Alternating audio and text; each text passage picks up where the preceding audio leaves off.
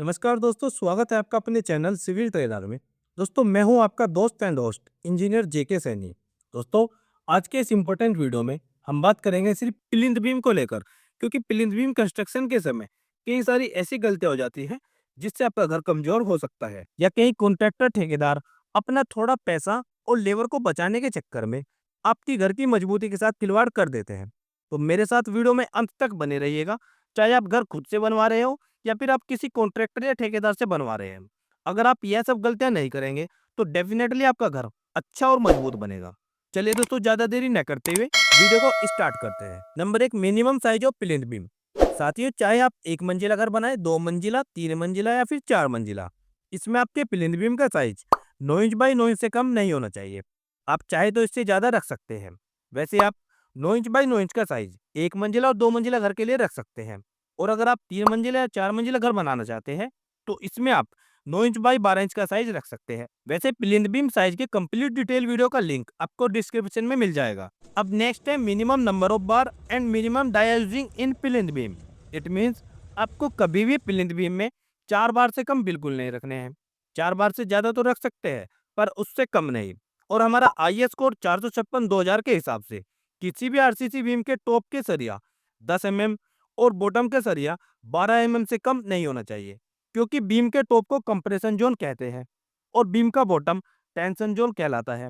इसलिए हमेशा beam bottom में टॉप के सरिये से बड़ा डाया यूज करना चाहिए, क्योंकि बहुत सारे लोग या ठेकेदार यह गलती करते हैं कि प्लिंथ बीम में 8 या 10 mm का डाया दे देते हैं, जो कि घर की मजबूती के लिहाज से बिल्कुल गलत है। अब अगर आप खुद से घर बनवा रहे हैं तो इन बातों का तो ध्यान रखेंगे ही रखेंगे, पर अगर आप किसी ठेकेदार या कॉन्ट्रैक्टर से काम करा रहे हैं तो आपको ज्यादा ध्यान रखना होगा। अब number 3, minimum steel grade using for plinth beam. It means आपको बीम में कम से कम FE 500 ग्रेड का सरिया ही यूज करना है। अगर आप ज्यादा ग्रेड का सरिया यूज कर सकते हैं तो बहुत अच्छा है, पर आपको FE 500 से कम ग्रेड का सरिया यूज बिल्कुल नहीं करना है। तो यह गलती भी न हो पाए, इस बात का भी जरूर ध्यान रखें। अब नेक्स्ट है minimum grade concrete use in plinth beam. मतलब दोस्तों, आपको ध्यान रखना है कि अगर आप सिर्फ एक मंजिला या 2 मंजिला घर बना रहे हैं तो आप M20 यानी कि 1:3 के रेशो का कंक्रीट यूज करें, जिसमें आपका 1 पार्ट सीमेंट होगा, 1.5 पार्ट सैंड और 3 पार्ट एग्रीगेट यानी कि गिट्टी का रहेगा। और वहीं अगर आप 3 या 4 मंजिल या फिर 5 मंजिल तक घर बना रहे हैं तो इसमें आपको प्लिंथ बीम में M25 यानी कि 1:2 का रेशो का कंक्रीट ही यूज करना है। कंक्रीट करते समय इस बात का जरूर ध्यान रखें ताकि आपका प्लिंथ भी मजबूत बन सके। अब पांचवा नंबर है लैपिंग जोन और लैपिंग लेंथ। दोस्तों, जब भी हम बीम में लैपिंग करते हैं तो टेंशन जोन में 45 से 50 G तक लेते हैं और कंप्रेशन जोन में 24 से 30 G तक। अब कंप्रेशन जोन क्या होता है और टेंशन जोन क्या होता है? तो साथियों, जैसा आप देख पा रहे हैं, बीम के टॉप में वो भी बीचों बीच वाले एरिया को ही कंप्रेशन जोन कहते हैं और बीम के दोनों साइड कॉर्नर पर टेंशन जोन कहलाता है। तो बस अब आपको इस बात का ध्यान रखना है कि टॉप बार की लैपिंग आपको बीम के बीच में करना होता है और बॉटम बार की अगर लैपिंग करनी है तो वह आपको बीम के दोनों साइड कॉर्नर पर ही करना चाहिए। अब 6 नंबर है lapping bar should be provide alternately. It means आपको बीम के लैपिंग अल्टरनेट करके ही देना चाहिए। सभी लैपिंग एक जगह पर न दे, तो इस बात का भी आपको जरूर ध्यान रखना है, क्योंकि इससे भी बीम की मजबूती पर फर्क पड़ता है। अब 7th number, minimum bar dia of stirrup should not be less than 8 mm। मतलब दोस्तों, आपको प्लिंथ बीम की स्टीरअप या फिर रिंग उसका बार डाया 8 mm से कम का नहीं रखना चाहिए। कुछ कॉन्ट्रैक्टर या फिर ठेकेदार 6 mm के बार डाया का स्टीरअप या रिंग यूज कर लेते हैं, जो कि बिल्कुल गलत है। तो आपको ध्यान रखना है कि प्लिंथ बीम के स्टीरअप का बार डाया 8 mm से कम न हो। अब नेक्स्ट है स्टीरअप डिस्टेंस। दोस्तों, एज पर IS कोड आपके स्टीरअप की डिस्टेंस 150 mm यानी कि 6 इंच से ज्यादा बिल्कुल न हो। वैसे आप ध्यान रखिए कि जहां पर भी जंक्शन पॉइंट होते हैं, मतलब जहां पर बीम और कॉलम आता है, वहां पर आप रिंग की स्पेसिंग 4 से 5 इंच रखें, वह भी L/3 तक दोनों ओर। और बाकी बीच के एरिया में आप 5 से 6 इंच तक रख सकते हैं। रिंग और स्टीरअप की स्पेसिंग का आपको जरूर ध्यान रखना है, जो कि प्लिंथ बीम की मजबूती के लिहाज से अच्छा रहता है। अब number 9, minimum hook length of स्टीरअप। साथियों, सबसे पहले आपको यह ध्यान रखना है कि स्टीरअप कुछ ऐसे बनेगी जैसे आप देख पा रहे हो, और स्टीरअप का हुक आपको 135 डिग्री पर ही बेंड करना है। इस हुक की लेंथ आप 3 इंच तक रख सकते हो, यानी कि लगभग 80 mm तक आपकी इस हुक की लेंथ रखनी चाहिए आपको। ज्यादातर बार बेंडर स्टीरअप बनाते हुए हुक को 90 डिग्री पर ही मोड़ते हैं, जो कि बिल्कुल गलत है। अब नंबर 10 है स्टीरअप hook position should be alternate. It means स्टीरअप देते हुए आपको ध्यान रखना है कि हुक की पोजीशन अल्टरनेट हो और वह भी ऊपर की ओर, और आपकी एक हुक एक साइड रहेगी और अगली हुक आपकी दूसरी साइड होगी। तो कुछ ऐसे जैसे आप देख पा रहे हो आपकी हुक की पोजीशन रहनी चाहिए। अब नंबर 12 है शटरिंग ऑफ प्लिंथ बीम। साथियों, कॉन्ट्रैक्टर अक्सर कर शटरिंग करने में यह गलतियां करते हैं। कुछ कॉन्ट्रैक्टर तो ब्रिक वॉल की शटरिंग भी कर देते हैं, जो कि गलत है, क्योंकि ब्रिक कंक्रीट की सैलरी को ऑब्जर्व कर लेती है, जिससे प्लिंथ बीम कमजोर हो सकता है। इसलिए आप शटरिंग हमेशा लोहे की या फिर प्लाई बोर्ड की ही करें, और शटरिंग करते हुए प्लिंथ बीम की लाइन लेंथ और विड्थ का प्रॉपर ध्यान रखें, क्योंकि जैसा आप शटरिंग बीम को शेप देंगे वैसे ही आपका बीम बनकर निकलेगा।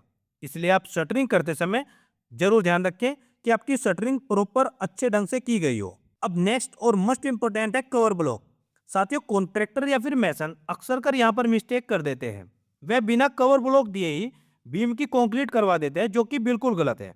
आपको ध्यान देना है कि बीम में प्रॉपर तरीके से कवर ब्लॉक दिया जाए। अब 14 नंबर आता है डिशटरिंग ऑफ प्लिंथ बीम।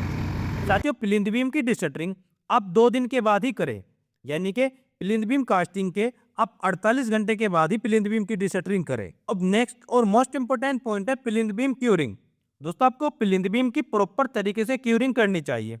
अगर आप सर्दियों के मौसम में हैं तो आप कम से कम दिन में 2 से 3 बार क्यूरिंग करें, और गर्मियों के मौसम में कम से कम 5 से 6 बार दिन में क्यूरिंग करते रहे, वह भी कम से कम 7 से 10 दिनों तक। दोस्तों, आपको ध्यान रखना है कि प्लिंथ बीम की क्यूरिंग आपको प्रॉपर तरीके से करनी चाहिए, क्योंकि अक्सर कर लोग इसको अवॉइड करते हैं और वह प्लिंथ बीम डालने के 1 या 2 दिन बाद ही ऊपर का काम स्टार्ट कर देते हैं, जो कि गलत है। तो मैं आपको सजेस्ट करूंगा कि जब भी आप प्लिंथ बीम डालें तो उसके बाद 7 से 10 दिनों तक उसकी अच्छी तरह से तराई करें, ताकि वह अपनी मजबूती को अच्छी तरह से गेन कर सके। अब 16 नंबर है प्लिंथ बीम हाइट। साथियों, अक्सर कर देखा गया है कि लोग प्लिंथ बीम की हाइट कम रख लेते हैं, जिस वजह से उन्हें बाद में दिक्कतों का सामना करना पड़ता है। इसलिए आप प्लिंथ बीम की हाइट अपने फ्यूचर रोड प्लान को देखकर ही करें। इट मीन्स आपके मकान के जो बाहर की मेन रोड है उसको देखकर ही आप अपने घर की हाइट को डिसाइड करें, ताकि आपका घर कम से कम 2 से 3 फीट तक ऊपर रहे। अब नेक्स्ट है प्लिंथ बीम फिलिंग। दोस्तों, आपको ध्यान रखना है कि प्लिंथ बीम का काम होने के बाद उसमें आपको मोरूम, सैंड या फिर सोयल कुछ इसी तरह का मटेरियल फिल करना होता है। तो वह आप एक ही बार में फिल न करें। अगर आप एक बार में ही फिल कर देते हैं तो उसके बाद 1 या 2 साल में ही आपका फर्श बैठने के चांसेस बन जाते हैं, क्योंकि यह मटेरियल कुछ टाइम के बाद सेटल होने लगता है। तो इससे बचने के लिए आप 2 से 3 बार में फिलिंग मटेरियल को फिल करें, और फिर आप उसमें अच्छी तरह से या तो पानी छोड़ दें या फिर आप सोयल कॉम्पैक्टर की मदद से उसे अच्छी तरह से सेटल करें। ऐसा करने से इन फ्यूचर फ्लोर सेटल नहीं होगा और आपके फ्लोर में कभी भी क्रैक्स देखने को नहीं मिलेंगे। दोस्तों, आज की वीडियो में बस इतना ही। उम्मीद करता हूँ आपको वीडियो अच्छी लगी होगी। आपको वीडियो कैसी लगी कमेंट सेक्शन में जरूर बताइएगा। दोस्तों, वीडियो अच्छी लगी तो वीडियो को लाइक करना न भूलें, और प्लीज़ अगर आप हमारे चैनल या हमारे पेज पर नए हैं तो प्लीज़ सब्सक्राइब और फॉलो करना न भूलें। मिलते हैं दोस्तों एक और नई वीडियो में, एक और नई वीडियो लेक्चर के साथ। तब तक दोस्तों आप सबको मेरा नमस्कार।